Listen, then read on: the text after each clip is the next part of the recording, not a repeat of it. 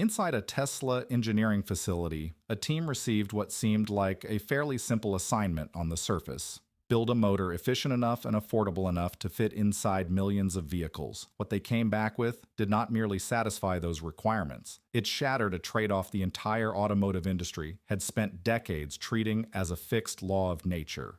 The machine they produced accelerates cars costing 10 times as much, operates more efficiently than anything else in its class, and proves so challenging to replicate that certain analysts believe competitors might need the better part of a decade just to approach it. This is that engine's story. How it came to be, why it carries so much weight, and why the people who genuinely understand what it represents are not getting much sleep these days. The underdog nobody took seriously. To appreciate what Tesla has actually accomplished, you need to travel back to a version of this story most people have long since moved past. Because for years, the prevailing industry view was that Tesla would not be the company that shaped the future of electric vehicles. It would simply be one of the many that tried. Electric vehicles did not just introduce a new product category, they forced every significant automaker on the planet to completely reconsider what the next 100 years of transportation might look like. And one name kept surfacing at the center of that conversation: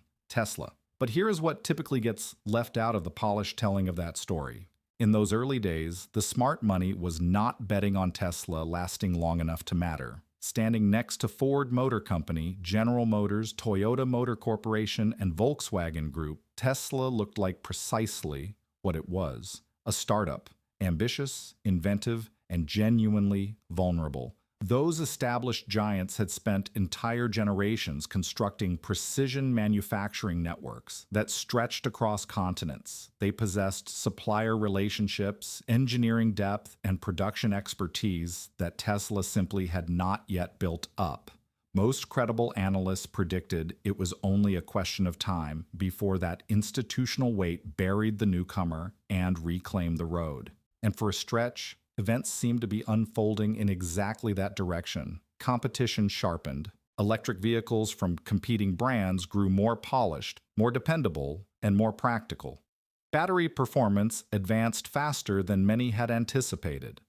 Some analysts began openly arguing that Tesla's window was narrowing. The narrative practically wrote itself. The underdog had enjoyed its moment in the spotlight. Now the established giants would step in and take over. Then Tesla introduced something that shifted the pressure throughout the entire industry. Not a fresh exterior design, not a larger battery pack, not a new software capability, an engine. And the engineers who laid one open on the workbench arrived at an uncomfortable conclusion. When veteran teardown specialist Sandy Monroe cut one apart and studied it up close, he kept coming back to one particular detail wound tightly around the rotating core. What he discovered clearly gave him pause. Tesla was no longer simply out in front. It had moved onto ground most competitors currently could not reach. And the most unsettling part was not how powerful or efficient the motor turned out to be. It was how brutally difficult it would prove to copy. The pressure driving the breakthrough. Before moving further along, it helps to understand why Tesla needed this breakthrough precisely when it arrived, because the timing is nearly as telling as the technology itself. Tesla needed this badly. The Cybertruck, once positioned as the company's boldest declaration about the future of personal transportation, had quietly turned into a serious problem. After years of anticipation and worldwide attention, sales came in far below what the company had projected. The truck that was supposed to dominate American driveways ended up becoming one of the most widely discussed disappointments in Tesla's entire history. The numbers painted an uncomfortable picture. Reports showed that during one quarter, close to 1 in 5 Cybertruck registrations belonged to companies tied directly to Elon Musk himself, among them SpaceX and the artificial intelligence venture xAI. Internal purchases were holding the numbers up. Recalls were steadily eroding public trust. And in a market where buyers suddenly had a dozen serious electric alternatives, Tesla's most visible product was failing to pull its weight. That matters more than people might initially realize. Tesla's entire identity is built on the belief that whatever it commits to will reshape the category around it. The Cybertruck was supposed to prove that all over again. Instead, it became proof that even Tesla can take a big swing and come up short. And Musk saw that with complete clarity. A company whose reputation was built on inevitability had begun to look exposed. So what was required was not a visual update or a fresh advertising push. What was required was something far more fundamental. The kind of breakthrough that changes what is actually achievable, not merely what happens to be in fashion. Tesla raised its capital spending targets to more than $25 billion, directing funds into artificial intelligence, robotics, and chip development. The real question was where the next undeniable leap was going to come from. The answer was already taking shape inside a quiet engineering bay far removed from the Cybertruck headlines. It would break a rule the industry had long accepted as an absolute law. To understand why this engine sent a chill running through the industry, you first have to sit with one uncomfortable truth about electric vehicle engineering. The laws of physics are genuinely unforgiving, and for a long time the entire industry had simply accepted defeat against them. For years, automakers everywhere operated within the same painful compromise. An electric vehicle could be devastatingly quick and powerful, or it could be efficient and cover a long distance on a single charge. Achieving both at the same time seemed physically out of reach. Engineers would face each other across meeting room tables and treat it as a settled matter. That was simply how electric motors functioned. Built for raw performance, and the car ran hot, grew heavy, bled energy, and needed enormous cooling systems just to keep operating. Built for efficiency, and the car felt restrained, unable to deliver the kind of acceleration that made a driver feel anything at all. The trade-off was considered unavoidable. Most manufacturers decided that physics had drawn the boundary, stopped pushing against it, and dressed up careful fine-tuning around the edges as genuine progress. Tesla refused to honor that boundary. Rather than operating inside the old framework, its engineers went looking for an entirely different path. After years of work, they produced one of the most sophisticated electric drive units ever fitted to a consumer vehicle, and sitting at the heart of it was something that sounds almost too straightforward to carry this much significance. A carbon fiber wrapped rotor. Here is what makes it matter. Inside every electric motor is a spinning component known as the rotor. During operation, it reaches speeds that produce forces most materials simply cannot withstand. The faster the rotor spins, the more it behaves as though it is trying to destroy itself from within.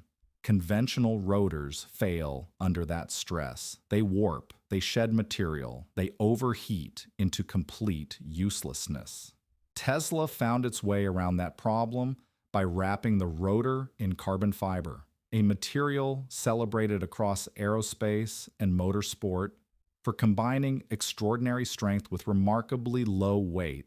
The wrap acts like precision armor, holding the rotor together under conditions that would obliterate conventional designs. The outcome was remarkable. This carbon-sleeved drive unit spins at more than 20,000 revolutions per minute, a figure that almost never appears in connection with passenger vehicles.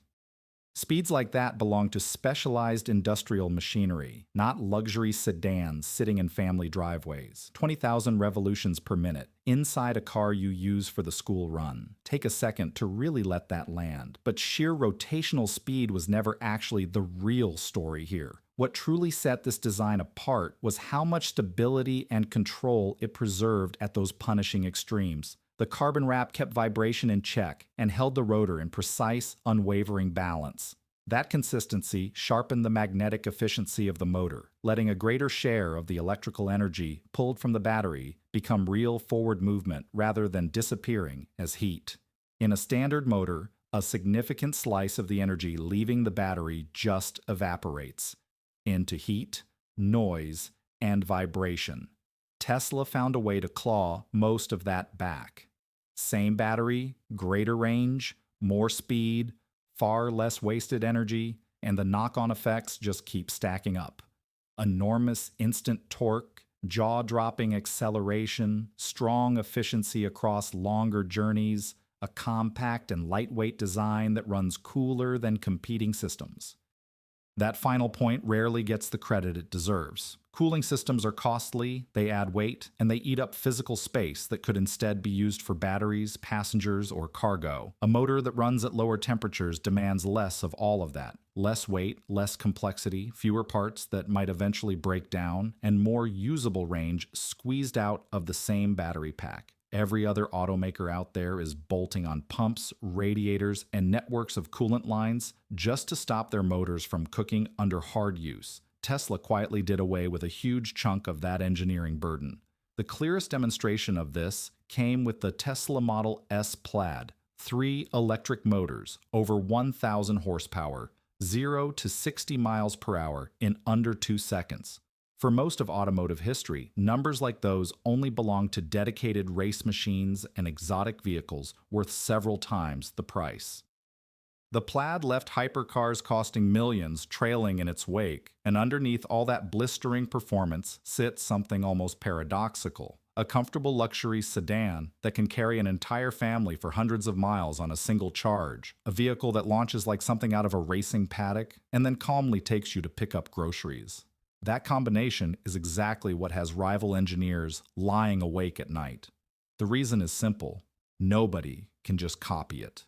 Producing a fast car is one thing. Producing a fast car that is simultaneously efficient, comfortable, and realistically priced for an ordinary family shatters what everyone in the industry had agreed was an unbreakable rule. And the way Tesla manufactures it makes attempting to replicate the approach genuinely hazardous for any company that tries. Carbon fiber wrapping at production scale is a manufacturing nightmare of the highest order. The material arrives as fragile pre-impregnated tape that has to be wound around the rotor under precise and completely consistent tension, then cured using controlled heat and pressure until it sets into one solid, unified shell. Wind it even slightly too loose and the rotor bends and gives way at speed. Wind it even slightly too tight and the fibers fracture. Get the temperature or the timing of the curing process even a little wrong, and the whole component goes straight to scrap. Every completed rotor then needs to be balanced to tolerances most production facilities have never had to worry about, because an imbalance that would be completely undetectable at highway speeds turns into a catastrophic, self-destructing vibration at 20,000 revolutions per minute. A competitor cannot simply photograph the part and reproduce it. They have to reconstruct the entire manufacturing process from the ground up, step by step, failure by costly failure, absorbing the price of every ruined rotor along the way. That represents years of expensive, grinding, unglamorous groundwork that Tesla has already paid for in full. Everyone else is only now getting handed that same invoice. Tesla has made clear that its next generation of drive units, built around this carbon-sleeved rotor technology, are being designed not just with performance in mind, but with something carrying even greater strategic weight: manufacturability, meaning the capacity to produce the unit quickly, consistently, and at massive scale without hemorrhaging money in the process. The target production cost for the complete drive unit, motor, power electronics, and gearbox all included on lands at roughly $1,000. Some rivals spend 3 to 5 times that figure to hit comparable levels of performance. If a rival is dropping $4,000 on every drive unit it ships, while Tesla is spending $1,000, that gap compounds across hundreds of thousands of vehicles per year. The margin difference that results quietly bankrolls entirely new product lines, while competitors are still fighting just to reach break-even. And Tesla keeps pushing its cost structure even lower. The company is actively working to eliminate rare earth materials from its motors, cutting down its exposure to supply chains that depend heavily on a handful of foreign sources. At the same time, it is redesigning its power electronics to lower reliance on costly silicon carbide semiconductors without giving up efficiency. Tesla is methodically eliminating the choke points that still have its competitors in a stranglehold. Why rivals cannot close the distance. Plenty of companies know how to put together a breathtaking prototype, reveal a dramatic design, pull in investors, and own the headlines for 7 days straight. But manufacturing millions of sophisticated vehicles consistently at prices ordinary buyers can actually afford while still turning a profit is an entirely different challenge. And it is precisely where most companies start to fall apart. The electric vehicle landscape is already covered in that wreckage. Gorgeous concept cars, massive excitement, and then complete collapse the moment real production pressures showed up. Ford Motor Company built genuinely capable electric vehicles, the Mustang Mach-E and the F-150 Lightning among them, and still bled staggering amounts of money through its electric vehicle division. Ford has been making cars for over a century. They know trucks, they understand scale, and they were still losing money on every electric vehicle that left the factory. Lucid Motors produced luxury electric cars loaded with cutting-edge technology and kept burning through capital at a frightening rate. Rivian Automotive drew enormous attention and investment and never managed to bring its production costs under control. Even General Motors and Volkswagen Group have stumbled into delays, software problems, and growing worries about whether their electric lineups can ever be profitable. This is what catching up to Tesla actually looks like from the inside. It is not glorious. It is not winning. It is losing money just a little more slowly than the company standing next to you. Among all global competitors, only BYD appears capable of going up against Tesla at real scale, particularly in markets where lower prices matter most. But there is a critical distinction that most analysis tends to skip over. BYD's strength rests primarily on affordability, flooding the market with high volumes of inexpensive vehicles. Tesla is chasing something harder and far more precarious.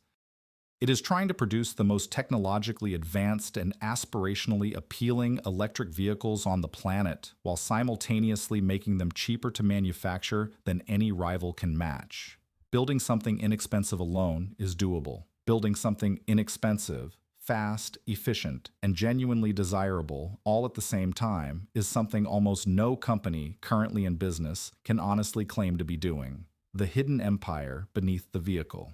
This is where most people's picture of Tesla begins to fall apart, because most people still see Tesla as a car company, and that assumption may be the single most costly mistake the entire automotive industry has ever made. Tesla has merged several distinct industries into one self-reinforcing system, and the carbon sleeve drive unit sits right at the core of that system, feeding everything that branches out from it. Begin with data. Every Tesla driving on public roads gathers information about that driving continuously. Every mile driven adds to a data set that covers road conditions, driver behavior, weather patterns, traffic dynamics, and rare edge cases that only emerge after millions of hours at the wheel.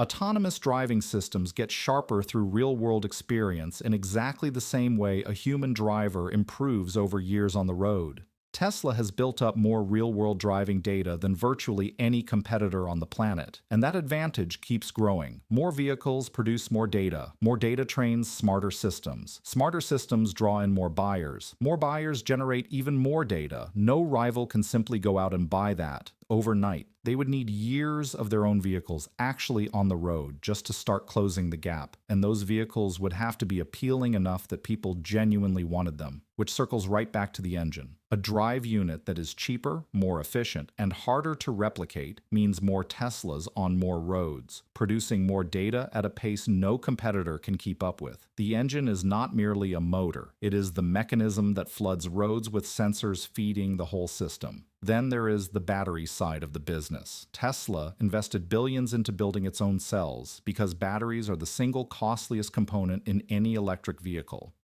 Its 4, 6, 8, 0 battery cells are engineered to boost energy density, cut costs, simplify the manufacturing process, and lift performance all at once. Most rivals still lean heavily on outside suppliers, meaning they pay another company's margin on the priciest part in every car they produce. Tesla increasingly owns that portion of its own future. When you make your own cells, you get to design the battery and the vehicle around each other from the very beginning, rather than trying to fit outside components into whatever space happens to be left. You can tune the cell chemistry to match precisely what the carbon sleeve drive unit demands. You can adjust the formula the moment a superior one becomes available without waiting on a supplier's development schedule or absorbing a supplier's price hike. Rivals who buy their cells are permanently at the mercy of a partner's timeline. Tesla answers to its own. The company also develops its own software, computer chips, power electronics, and vehicle control systems entirely in-house. When a global semiconductor shortage brought the auto industry to its knees, Tesla adapted more quickly than almost anyone else by rewriting its software to run on whatever chips it could actually get its hands on. That one capability revealed a truth the rest of the industry keeps failing to grasp. Tesla operates like a technology company that happens to manufacture cars. When the supply chain broke apart, traditional automakers ground to a halt. The technology company adjusted and kept right on building. Its factory network tells the very same story. Plants in Fremont, Shanghai, Berlin, and Austin make up a rapidly expanding global industrial base, with additional facilities planned in new markets that could push costs down further, while unlocking enormous pools of potential customers. Every single one of those plants is being set up to produce that $1,000 drive unit at scale. The engine is not some laboratory accomplishment. It is being threaded directly into Tesla's entire global production infrastructure. And then there is the Supercharger network, which remains one of the most underappreciated advantages in the whole industry. For years, critics wrote off Tesla's charging stations as a nice perk for existing owners. They had it completely wrong. The Supercharger network grew into one of Tesla's most enduring competitive strengths because it is fast, dependable, geographically broad, and genuinely straightforward to use. Competing networks too often mean broken hardware, confusing payment systems, compatibility headaches, and touch screens that simply refuse to respond. Drivers have pulled up to rival charging stations, only to find every connector taken, every plug incompatible, and every app completely unwilling to cooperate. Charging became the aspect of electric vehicle ownership that drivers genuinely dreaded, unless, of course, they happened to own a Tesla. Eventually, competitors had no choice but to give in. Automakers like Ford and General Motors adopted Tesla's charging standard so that their own customers could tap into Tesla's existing infrastructure. Take a moment and really think about what that means. Tesla's direct competitors now rely on Tesla's own network just to keep their customers happy. And every time a rival vehicle pulls electricity from one of Tesla's charging stalls, Tesla collects revenue for it. That is not your typical marketplace competition. That is control over an entire ecosystem, one where rivals are essentially paying a toll on infrastructure they had no hand in building and cannot replicate in any reasonable time frame. So where does all of this lead? The more carefully you look at Tesla, the more difficult it becomes to honestly describe it as an automobile manufacturer. On the surface, sure, it builds electric vehicles, but underneath that surface, something far more significant is taking shape, something that resembles a technology platform centered around energy, software, data, and artificial intelligence. One that happens to use cars as its primary entry point. The clearest indication of that shift is Tesla's Dojo supercomputer. Dojo was constructed with one specific purpose: training artificial intelligence on the enormous quantity of real-world driving footage gathered from Tesla vehicles operating across the globe. Rather than leasing general-purpose computing power from outside providers, Tesla engineered a system designed precisely around that single task. Modern artificial intelligence gets sharper by absorbing massive amounts of real-world information. The greater the number of Tesla vehicles out on the road, the quicker those systems develop. The carbon sleeve drive unit makes putting more vehicles on the road financially achievable. Dojo then transforms those vehicles into intelligence itself. The loop feeds back into itself, and with every cycle, the next iteration becomes less expensive to run. A competitor who enters this race late does not simply arrive with less data on hand. They end up paying full price for every insight Tesla gathered years earlier. Most rivals lease their computational edge, borrowing processing power from companies like Nvidia, Amazon, Google, or Microsoft. Tesla instead chose to construct much of its own computing infrastructure because the company's leadership believes its future rests less on the cars it sells today and far more on the intelligence those cars will be capable of generating tomorrow. Own the vehicles, and you own the data. Own the data and you own the systems. Own the systems and you hold a legitimate claim over what transportation itself resembles 10 years from now. That is not merely a head start. That is an entirely different game, played under an entirely different set of rules. Watching the resulting cycle play out feels almost unsettling. Superior drive unit technology brings costs down and pushes performance up. Lower costs and stronger performance attract more buyers to the brand. More vehicles on the road generate more driving information. More information trains the intelligence systems at a faster rate. Smarter systems strengthen autonomous driving capability. Improved autonomy increases the value of every Tesla already in someone's driveway. That increased value funds additional research and better hardware, which in turn makes the next generation of drive units even harder for anyone else to match. The cycle nourishes itself and picks up speed with every revolution. This is no longer simply a contest about who builds the best cars.